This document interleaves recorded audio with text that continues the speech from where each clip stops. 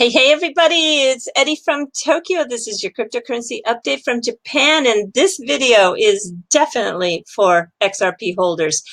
I have an article that just came out a couple of hours ago, and it was released by Yahoo Finance, and very interesting quotes by Mr. Garlinghouse. But first, bear with me, because this video that also came out today from the Ripple camp, which is 17 minutes long, quite long in comparison to the Ripple drop videos that they release.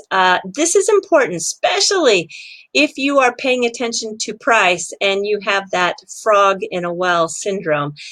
They really, in this video, it was in response to and a follow-up to the recent open letter that Mr. Garlinghouse and Mr. Larson put out. They want to show the world that Ripple operates in a global regulatory framework.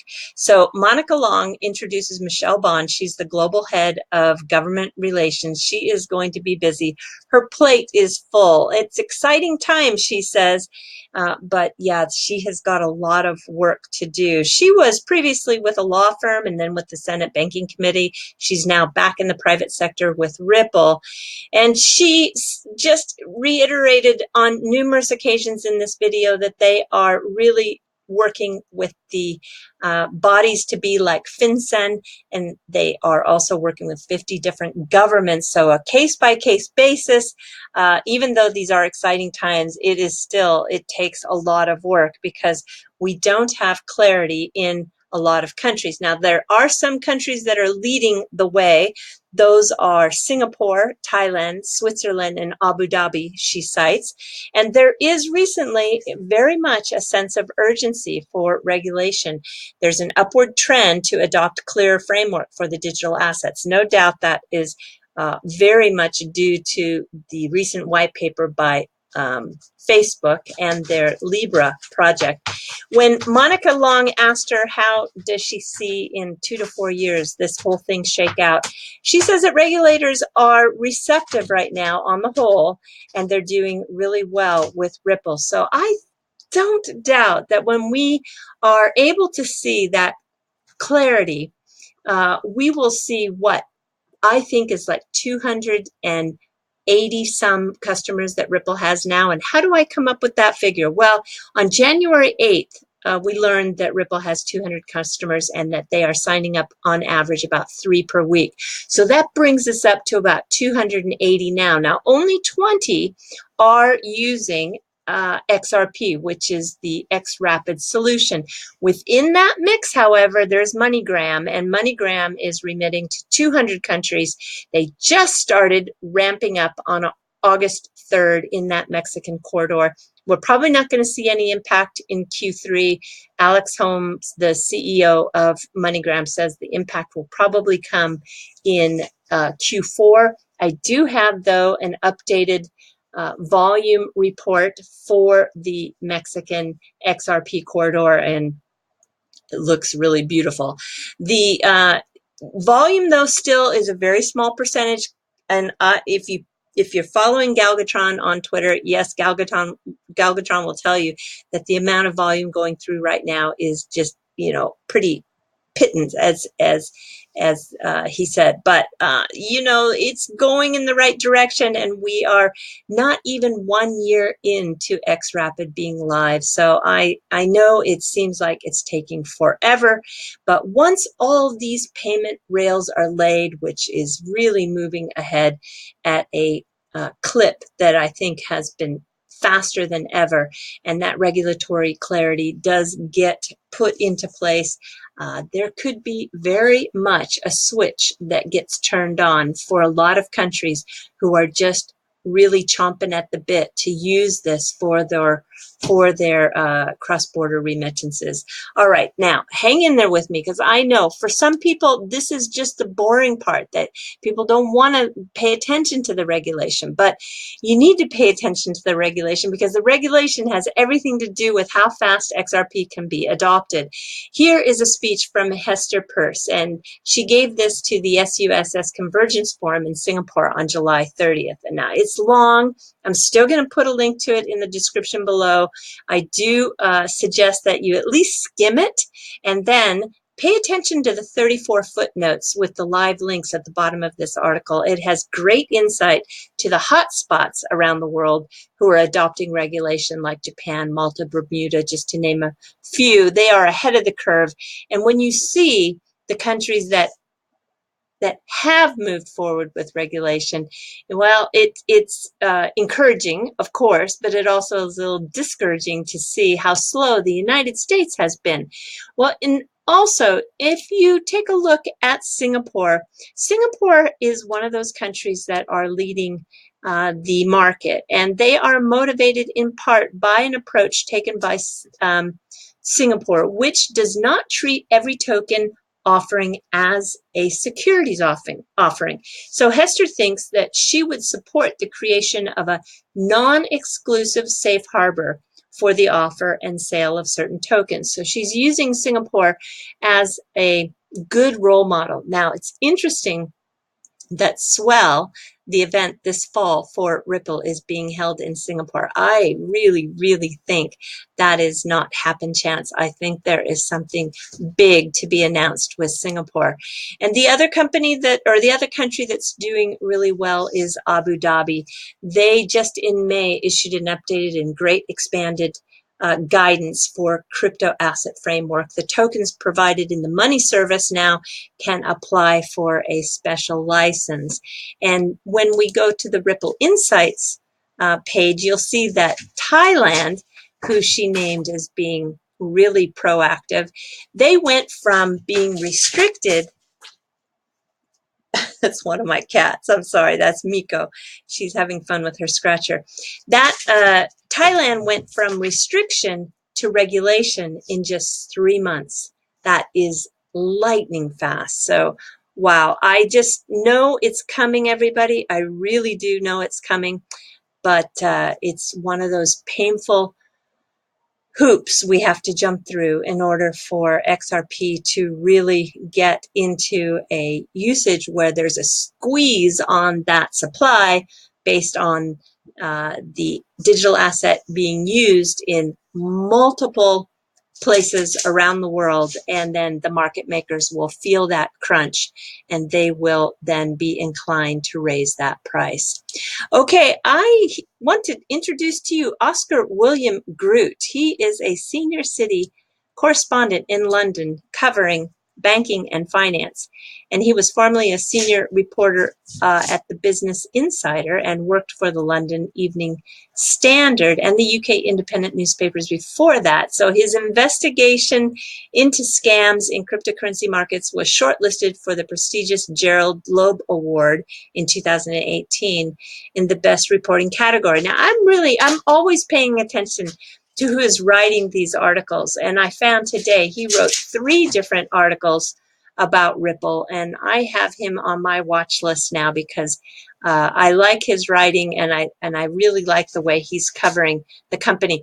You know, it's if you watch CNBC now, Brad Garlinghouse is getting more airtime recently, but if we take a look at the mass media focus, rarely does Ripple the company or XRP the digital asset get the limelight. So anytime we have some mass media writer or channel that's bringing some of the truth and some of the highlights of the progress that's occurring within this company and this project, I think it's very good to support these people.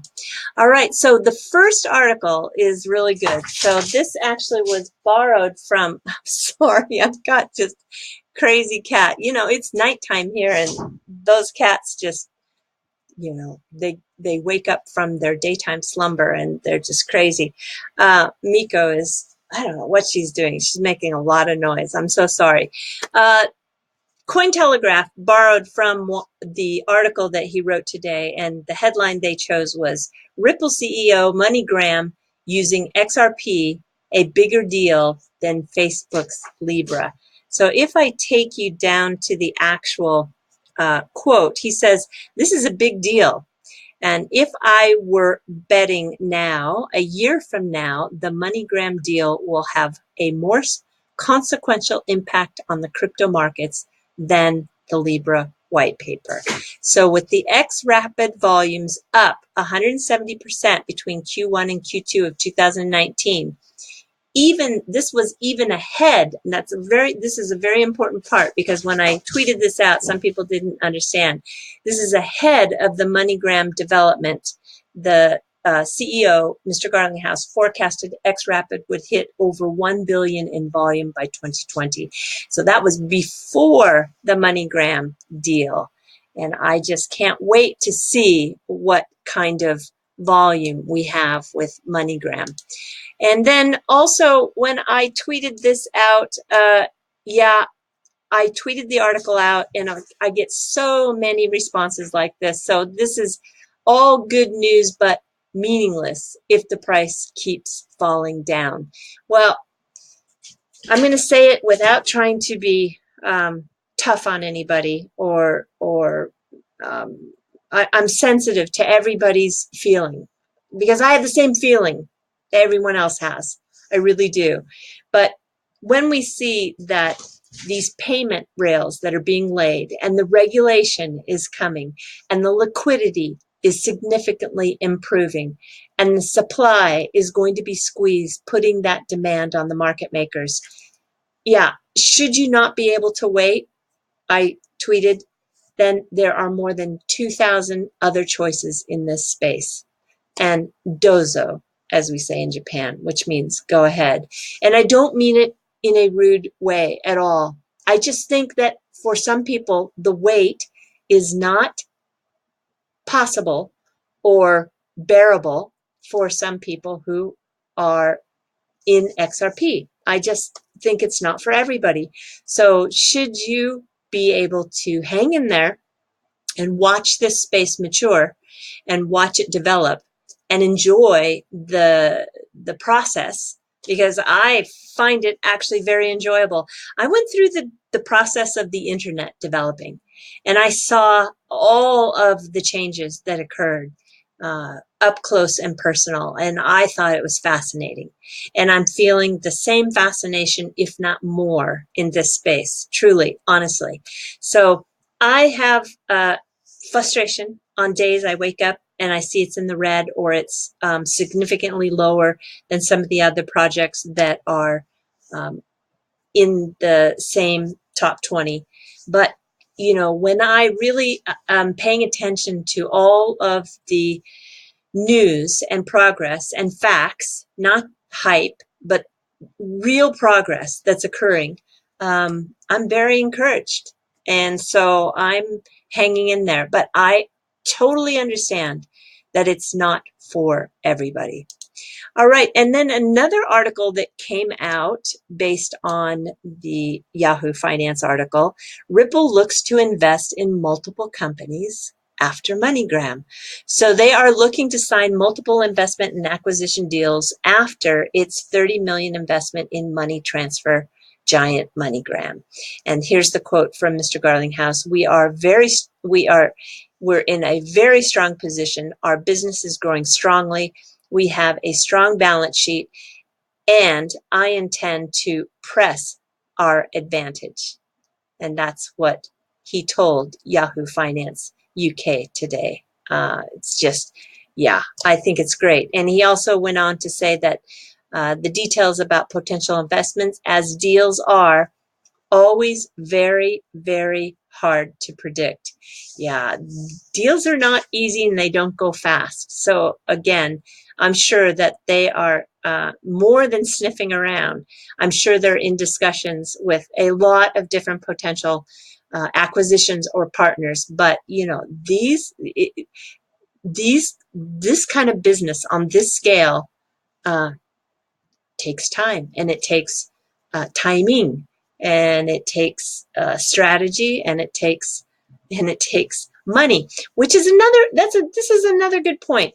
So the XRP supply that's out there, which some people have been tweeting a lot about, that it should be burned, that just reduces the ability to do these deals. And so, you know, not only is it being used for these deals, but it's used for the new partners, and it's been used for the universities, and it's been used to enter into new verticals like gaming. I mean, you know, I just don't, I guess I just don't agree with that. So, yeah, I just don't agree with it. So that's how I feel about that. But again, everybody has a right to their own opinion, and it's not in a combative way at all, because the last thing I want to do is have any debate with someone, because I think everybody is really free to have their own opinion in this space, and I do try to respect everybody's opinion if they differ with mine. Trolling or being super negative or being just downright rude and offensive is not okay. But if you don't agree with me, it's really, really okay, because there's a lot of other YouTubers too I don't agree with. And, you know, some people think that Ripple's holding the price down. Well, I just don't subscribe to that. If anybody has control in pricing, it's the market makers that really control, along with some of the whales that can manipulate. But is Ripple holding the price down? I don't think so, especially when the XRP is going to function better at a higher price when we look at the amount of settlement opportunity there is for working as a digital asset for those global remittances. So yeah, I just don't buy into that. Oh boy, this video, I'm really starting to go off into some tangents. I don't want to do that, because as you know, I like to stay on task and just get through, because I don't want to drag it out into some long video. I try to keep it under 10 minutes. I really do. All right, so I'm going to put a link to that Yahoo Finance article, and you can read it for yourself. It's very, very good. And then I wanted to thank, oh, wow, look at me. I just get way so high sometimes. Andres van der Zee. He is a Dutch guy. Go Netherlands, go Netherlands. So, yeah, just you Dutch are amazing. He's living in Japan, and he actually, I think he has his PhD from Waseda University. Waseda is a wonderful school. Yeah, he's got his PhD from Waseda. Waseda, Keio, University of Tokyo, top 3 schools in Tokyo. So he's got his PhD. Wow, hats off to him. He's a smart guy. Living in Tokyo, but he showed me a new Mexico Bitso Liquidity Index. And this is, look, last time I showed everybody was on Tuesday, I believe. And now we have it updated to the 9th, which is Friday. So look, it just continues to rise. Nothing, I mean, that is a rise. It's wonderful. And I know, Galvatron, you say that it's just still tiny bit.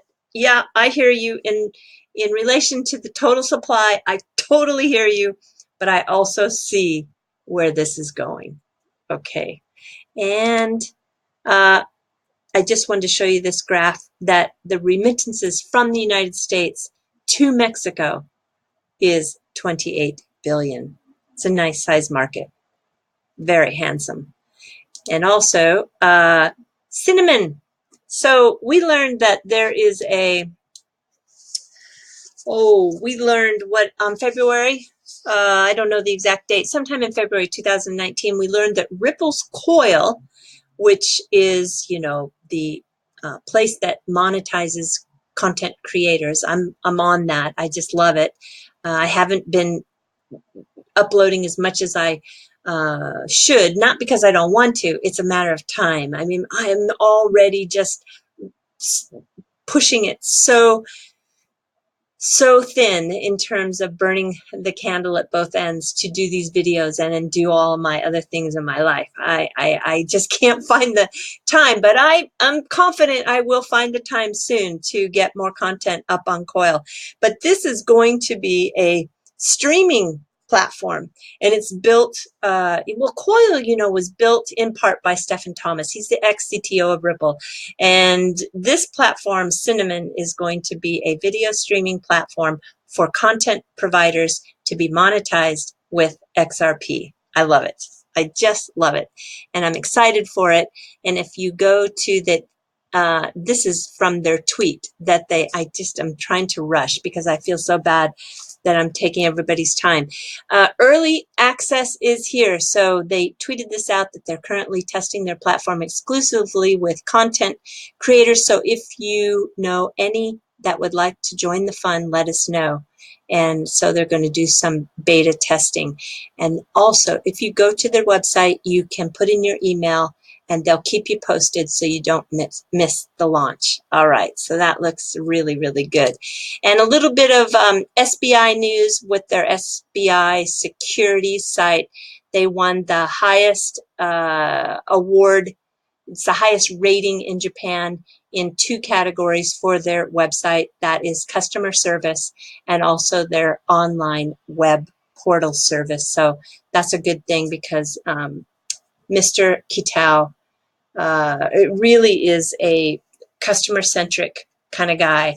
And the fact that they are winning awards on their SBI security site, which is #1 in Japan, it just goes to show again that he'll be able to do that same kind of level of service for SBI VC Trade.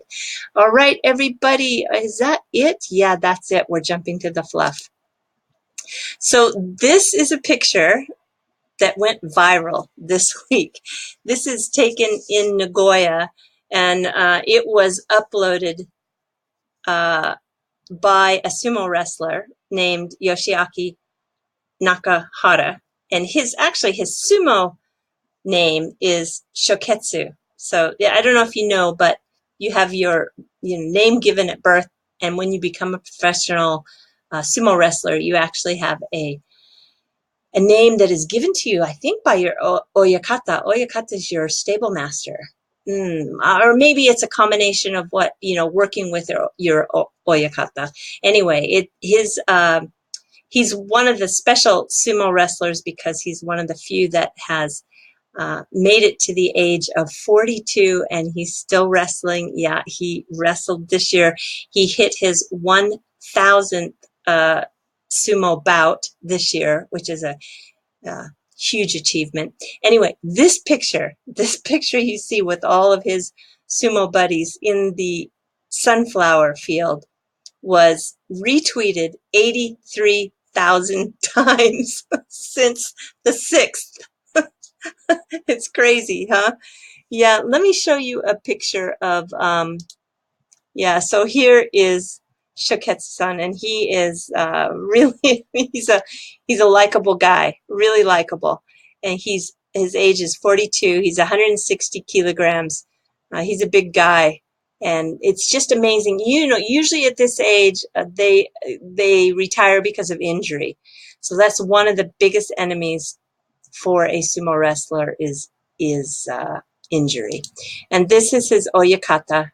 This is this is Shibata Yama-san. He is just a nice, sweet, gentle guy. I have gone through the gates to watch sumo countless times, and he is working the ticket gates. He takes your ticket, and so kind and so nice. And yeah, one of the most I don't know, famous retired wrestlers that now runs a stable. Just really, really great guy. And then I just wanted to show you too that when the sumo wrestlers are working out, they work out against a, I think it's cedar. I think it's a cedar post, and it's called a teppo. And that's really, they pound against the teppo to build their muscles. And muscles they do have, even though they look quite heavy, underneath that weight are incredible muscles. And they are also incredibly flexible. And so I think 90% of them can do the splits. And this is the flexibility that they practice every day. And I know that even some modern day physique models have incorporated some of the sumo techniques for their workouts and for their muscle training. This is one called a Sumo Squat, and I think it's very, very famous, not only for just building inner muscle, but also for lifting weights too. And I just have to show you,